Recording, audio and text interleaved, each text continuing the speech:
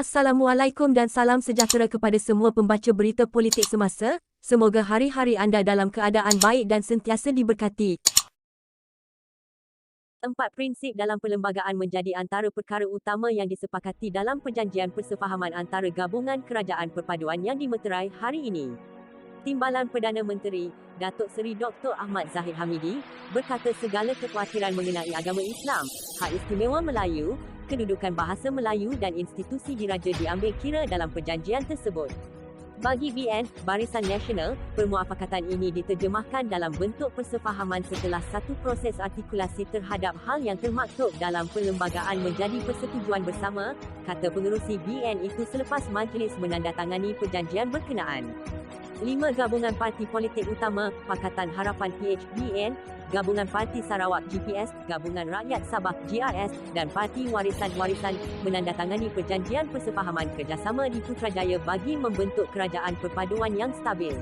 Perjanjian itu dimeterai oleh Setiausaha Agung Parti Politik masing-masing iaitu Datuk Seri Saifuddin Nasution PH, Datuk Seri Dari Zamri Abdul Kadir PN, Datuk Seri Alexander Nantal Linggi GPS, Datuk Masidi Manjur GRS dan Setiausaha Agung Warisan, Datuk Loreto Padu Wajah dengan disaksikan semua pengerusi gabungan politik itu. 5 pengerusi gabungan iaitu Perdana Menteri, Datuk Seri Anwar Ibrahim, yang juga pengerusi PH, Ahmad Zahid, BN, Tan Sri Abang Johari Tun Openg GPS, Datuk Seri Haji Jin Nur GRS, dan Presiden Warisan Datuk Seri Muhammad Syafili Abdal turut menandatangani perjanjian itu, yang disaksikan Setiausaha Agung Gabungan Terbabit.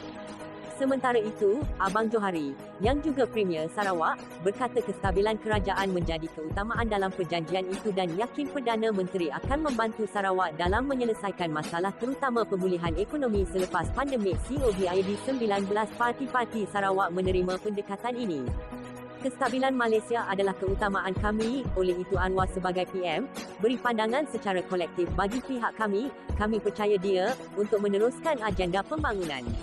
Tahun depan, ekonomi kita tidak akan begitu baik. Kita memerlukan semua usaha ini untuk membantu Malaysia mendapatkan semula kedudukannya dalam ekonomi, katanya. Sementara itu, Haji Ji, yang juga Ketua Menteri Sabah, menyifatkan perjanjian itu sebagai detik istimewa negara dan negeri di bawah bayu, itu amat memerlukan suasana stabil dan perpaduan yang kukuh.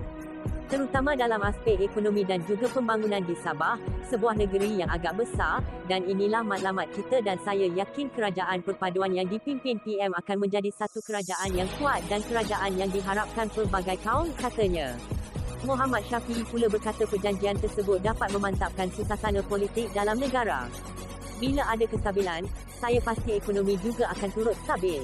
Salah satu perkara dalam kandungan perjanjian ini ialah perkara 9 iaitu semangat MA 63, perjanjian Malaysia tersirat dalam pembentukan kerajaan perpaduan, katanya.